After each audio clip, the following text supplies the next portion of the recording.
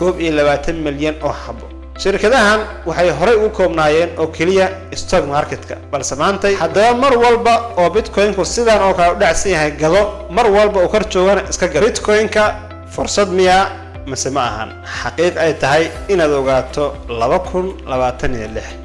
saaxiibayaal, bitcoin ama coinka bitcoin caadiyan in badan waa maqashay iyadoo la falanqeynayo, iyadoo leeyahay wuxuu gaaray all time high 126,000 oo dhacay uu kacay, balse ma ogtahay fursadda ku gadaaman coinkaas? maanta waxaan ka hadli doonaa bitcoinka iyo fursadaha ku gadaaman. waxaan iftimi doonaa qodobo runtii aad iyo aad loo gaabshay oo dadku in badan aysan ka haysan faham buuxa. waxaan isku dayi doonaa muuqaalka inaan wax badan ku kafargareeyo, adigana waxaan rajaynayaa inay la socoto. ugu horeyn, haddii aan bitcoinka isla fahanno, waa maxay horta bitcoinka? bitcoinka caadiyan waxa waaye lacag ku salaysan decentralized finance ama DeFi. bitcoinka aslanba waxaa loo soo saaray inay meesha ka saarto nidaamka ku salaysan centralized finance CeFi. nidaamka centralized finance-ga waa nidaam xorriyad aan lahayn, wax walba dowladihii, shirkadkii ama shakhsiyaadkii gaarka ahaa ee gacanta ku hayaan. bitcoin marka xalkii koowaad ee keentay wuxuu ahaa in la helo nidaam hufan oo lacagaha la isku kala gudbiyo, lacagaha la isku kala gudbinayana ay noqdaan kuwa jaban markii la dirayo. tusaale, haddii aad rabto maanta inaad bangi ama xawaarad lacag ka dirtid, meesha ugu yar ama commissionka ugu yar ay qaadaan waa 2%. waxaa laga yaabaa markii aad lacag ki rabto aad diraysid, haddii ay tahay 100,000 milyan, in lacag yar oo commission ah oo aad u yar oo sometimes $1 ka yar inaad kaga baxdo ayaa laga yaabaa. marka xalkeeda guud wuxuu ahaa in lacagaha lagu kala gudbiyo, in maaragtay loo isticmaalo ganacsi, in loo isticmaalo investmentiga, in laga isticmaalo tradingka, waxyaabahaas oo dhan ayaa loo soo saaray. marka waxaan rabnaa fursadaha guud ee ku gadaaman inaan soo fahanno. xalkii koowaad ee ay maaragtay xalinaysay kaas u ahaa, balse maantay waa fursad maalgashi oo ay tahay inaad ogaato. haddii aad tahay ganacsade, haddii aad tahay shirkad, haddii aad tahay maamule, intaba waa inaad ogaataa fursadaha maalgashi ay leedahay bitcoinka. su-aasha kale oo ay muhiimka tahay inaan isweydiino waxaa waaye, maxay dad badan u hadalhayaan bitcoinka? in badan waxaa laga yaabaa inaad maqasho war bitcoin gado, maantay maalin aan ahayn ayay ku anfacaysaa. haddaba haddii aan isla gorfayno qodobkaas, dadka maanta jooga gaar ahaan 2026, waxaa laga yaabaa qofkii asagoo lacag raadinaya inuu aado meel aysan ka jirin lacagta, waa adigoo baadi goobaya, baadidaasna meelay jiran ka raadinaya. waxaa jira dad fara badan oo content ka sameeyey fursadaha bitcoinka ay leedahay. waxaa arki kartaa haddii aad YouTube ka gashid dad 10 sano ka hor dhahaya war bitcoin maantay $1 ay joogtaa, ka faa'iideyso. war bitcoin maanta waxay joogtaa $2 ka faa'iideyso. balse dadka inta maqashay ayaa yareed oo ka faa'iideystay. dadkii maqlay waa dadka maanta ka sameeyey boqolaalka milyan iyo balaayiinta $. adigana waxaan rabaa inaan fahansiiyo sida aad uga samayn kartid malaayiin iyo balaayiin $, adigoo maalgashanaya bitcoinka. balse bishii September 2025 waxay gaartay 126,000 oo ah heerkii abad ugu sarreeyay ee uu gaaro qiimaha bitcoinka. maantay waa muuqaalkan duubayo, bitcoinka wuxuu joogaa wax ka yar $60,000. taas oo meesha maaragtay ka saaraysa qayaaliga ah bitcoinku waa qaali. bitcoinku yes waa lacagta ugu qaalisan suuqa kriptada marka laga hadlayo, balse maantay waxay ku jirtaa discount ayay ku jirtaa. taas waa inaad ogaataa. sidoo kale saaxiibayaal, waxaa jira wax la yiraahdo market cycle, wareegga suuqa uu sameeyo. suuqa caadiyan 4 sanaba waxaa jira wax la yiraahdo bull run. bull runku waa xilliga u badan ee suuqa faa'iidada ugu fiican oo soo xareeyo waana xilliga ay dadka soo xareeyaan faa'iidada u badan ee suuqa ka helaan. sanadkii 2025 waxaan aad u sugaynay inuu dhaco bull market, balse waxa dhaqaaqay kaliya waxay ahayd bitcoinka oo altcoinsku dhaqaaq fara badan ma aysan samaynin.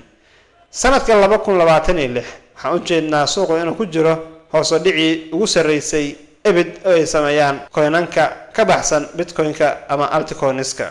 saaxiibayaal, dhammaadkii sanadkii 2025 ilaa iyo bishan June sanadka 2026 bariga dhexe iyo qaybo ka mid ah caalamka waxaa hareeyay xasarado aan caadi ahayn oo dhibaato weyn u geystay suuqyada financialka hadday ahaa lahayd stocka iyo cryptocurrency-ga.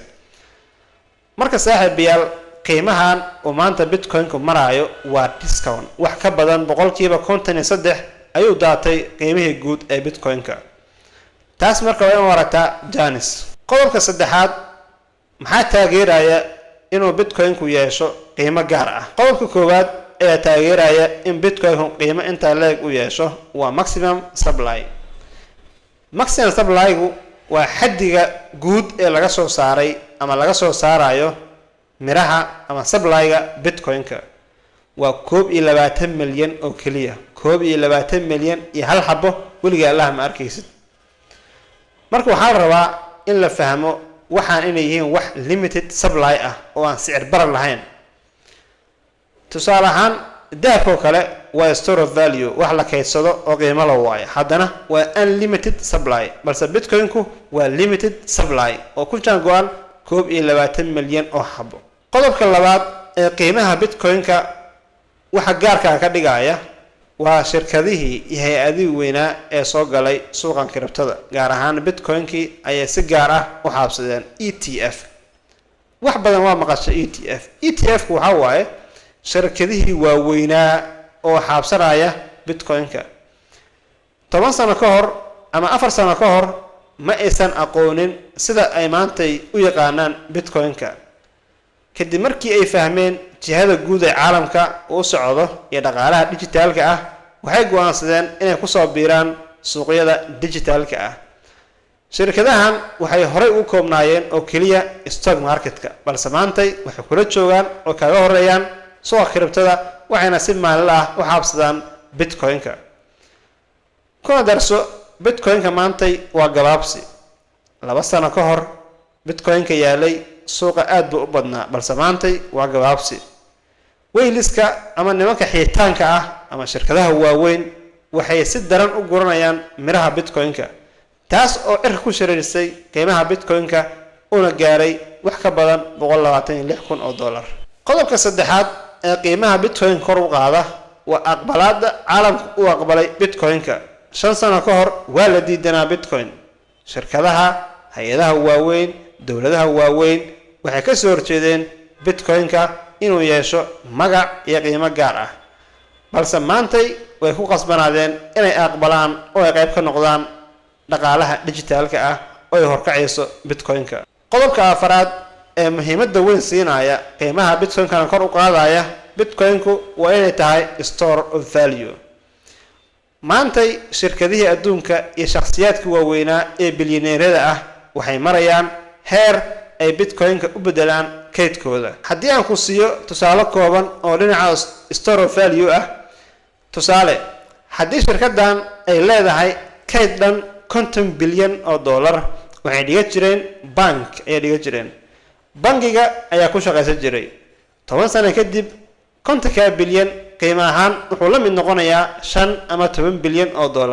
sababta u weyn waxa waaye qiimo dhaca ku imaanaya dollarka. balse shirkadaas maanta waxay aaminsan tahay oo ay fahamtay inay 50 bilyan u bedelato bitcoin. tusaale, qiimaha bitcoinka oo maanta maraya 60,000, haddii shirkadaas ay 50 bilyan ka dhigato kaydkeeda bitcoin ahaan, waxaa laga yaabaa 5 sano kadib in qiimaha bitcoinku uu noqdo milyan ama ka badan. taas oo sababaysa in kaydka shirkadan uu kaco wax ka badan 1% laga yaabe 50 bilyan inuu isku bedelo $500 bilyan. waa sababta uu bitcoinku u yahay store of value. taasina ay la fahantay ayaan rajaynayaa. haddaba waa maxay khataraha ama carqaladaha ay bitcoin wajihi karto? qodob koowaad, isbeddelka qiimaha volatility.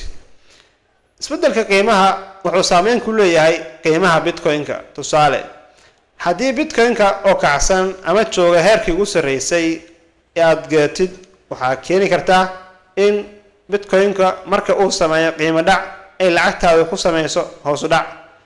haddaba mar walba oo bitcoinku sidan oo kale u dhacsan yahay gado, mar walba uu kor joogana iska gad.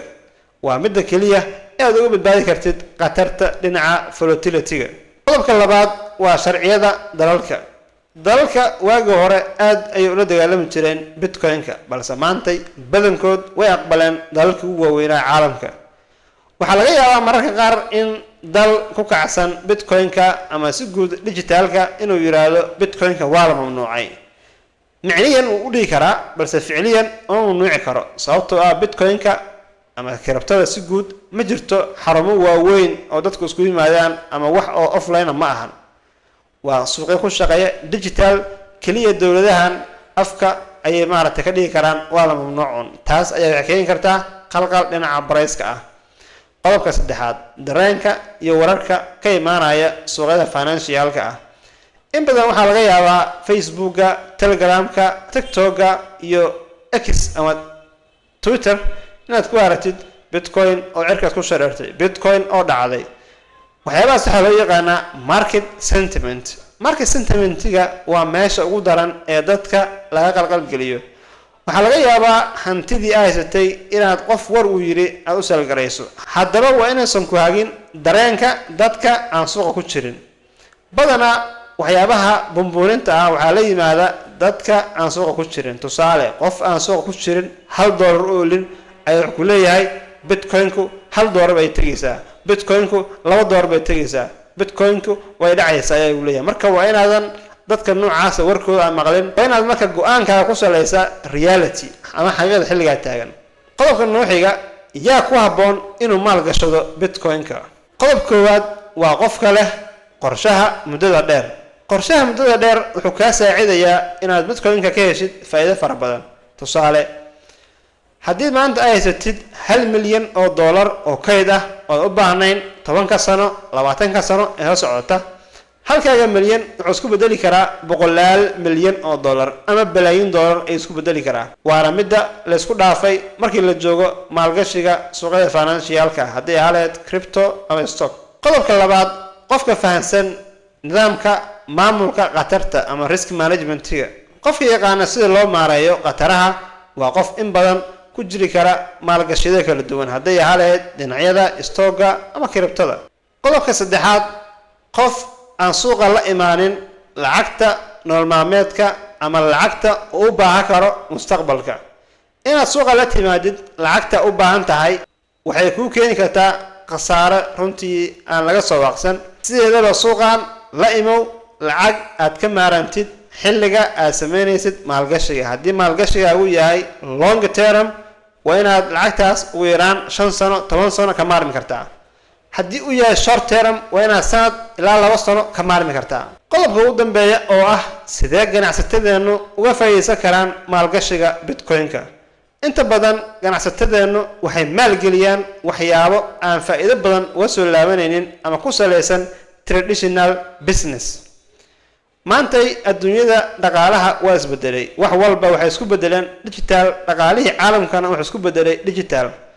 waxaa la rabaa in ganacsatadeennu ay la jaanqaadaan dhaqaalaha ku salaysan digitalka.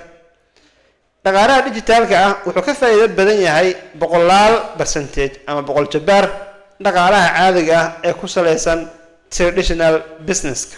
tusaale, haddii shirkaddan ama bangigan uu gato 20 ama 30 milyan oo dhul ah, waxaa uga faa'iido badan isagoo lacagtaas gashada bitcoinka. waxaa jira barnaamij aan samayno kaasoo kula talino ganacsatada iyo dadkaba inay ka faa'iideystaan suuqa si ay u maareeyaan khatarta kaga imaan karta suuqaas. saaxiibayaal, aad u mahadsantihiin. muuqaalka like saar, youtube-ka subscribe saaro, saaxiibadana la wadaag.